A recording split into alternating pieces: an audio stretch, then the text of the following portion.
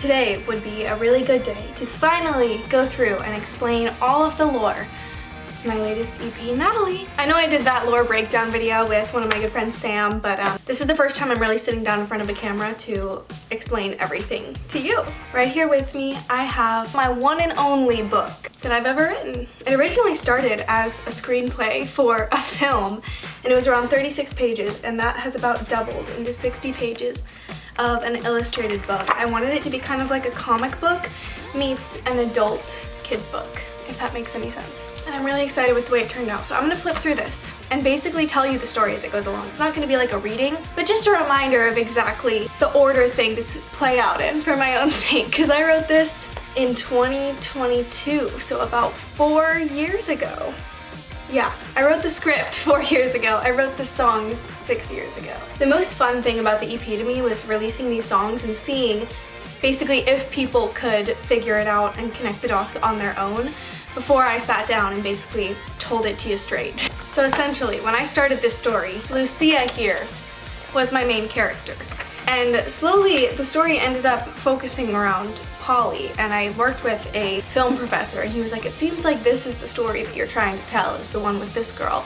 And so it kind of switched around to becoming Polly. But I started writing about Lucia, who's a new girl. She moves to a new town with just her single father. She moves to Ledger Vista, the town of music, a town for music prodigies, and there is an academy called the Gato Academy, which she starts attending. All the characters are around 16, 17. You'll see this page here is where she's meeting Polly and Jackson, and Jackson's kind of the center of this big love triangle that goes down that you'll hear in the songs. But Lucia is very self-assertive, independent. She kind of keeps to herself, and it's more of a defense mechanism than who she truly is. But she's very quick-witted and sharp and very independent.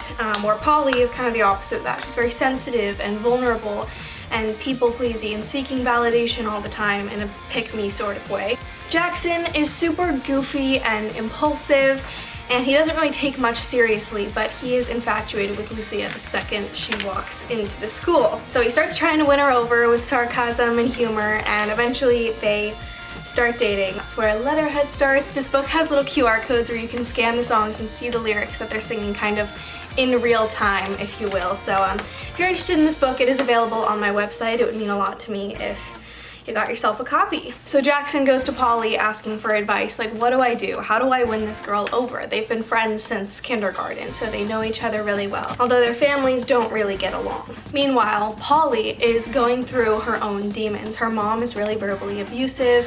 Her only friend really is Jackson, and she starts to see things in her dreams. She starts to be visited by this girl named Natalie. Natalie is like the sinister dream creature. She is redheaded and fairy-like, as you'll see here, and she basically visits these victims in their dreams and makes it their ideal world, their perfect day in their dreams.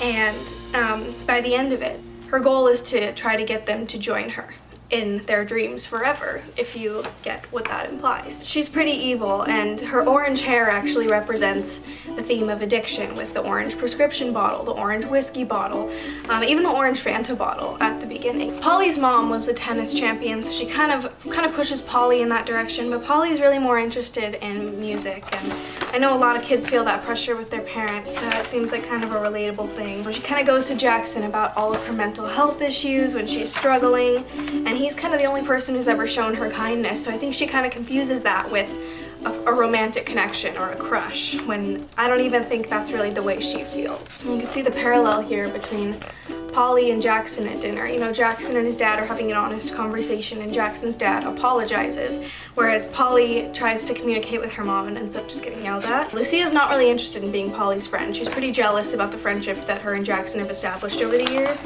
She feels kind of on the outside of that, so her walls go up, her defense mechanism goes up, and she refuses to speak with her.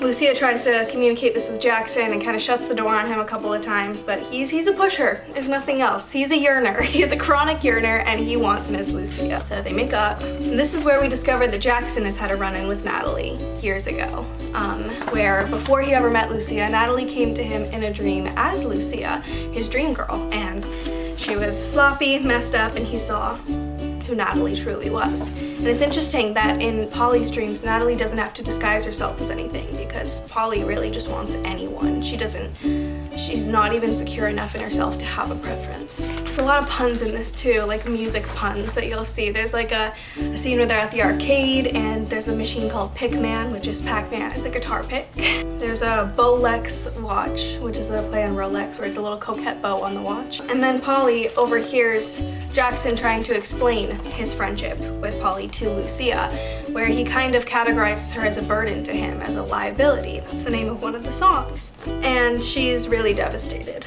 by this. Lucia makes her life really hard at school by influencing, the other people at the school to not like Polly so much. Jackson tries to fix it because he cares about her as much as he tries to pretend he doesn't. And then when he tries to mend everything with the school, she appreciates it so much that she kisses him. He's really taken aback by this, and he calls Lucia immediately, who is furious with both of them.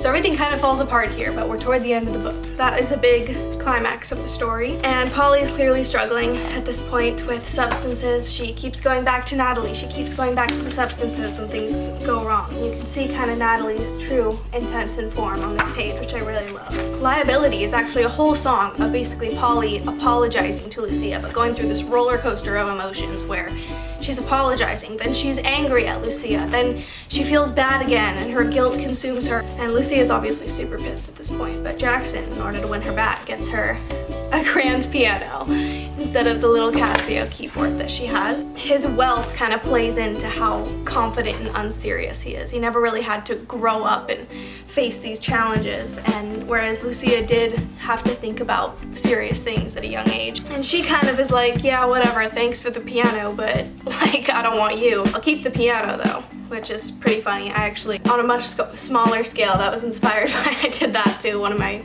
exes one time, but it was with like cases of Diet Coke, not a grand piano. Anyways, there's this big school concert at the end of the year, which you see more in like the magazine style book, which is also available on my website with the in-person real life models who look exactly like these. It was a really cool thing to see them come to life in front of my eyes. But there's this big concert and Jackson ends up backing Lucia up on stage on the electric guitar.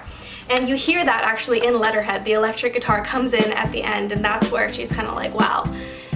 He actually added a lot to that song, and he has my back no matter how much I try to push him away. And they kind of end up making up. Meanwhile, Polly is still pretty isolated. Becomes the perfect victim for Natalie. And so she decides to join Natalie in her sleep forever. It's implied that she overdoses, and when she gets there, she realizes Natalie is nowhere to be found, and it's not the beautiful dreamland that she lived in. It is somewhat of an insane asylum, and she's all alone, no sounds, no people, nothing. That's sort of supposed to show that as much as you might want to lean into things, it's never going to end up the way that you imagine. So this is a page for Arizona Women's Recovery Center for resources. These are who we donated profits to at the show. And these are the artists and some more info on the back. I hope you like the story. I would love to do a sequel sometime or create a whole new story and a whole new set of characters. I really enjoyed experimenting with music and storytelling in that way. So to those of you who listened and cared, thank you. It means a lot. I'm a very small artist, so I can kind of feel like I'm yelling to the void. It means a lot when my family and friends, are supporting me, but especially when there's a stranger that I've reached through social media who's like, hey, I actually really like this.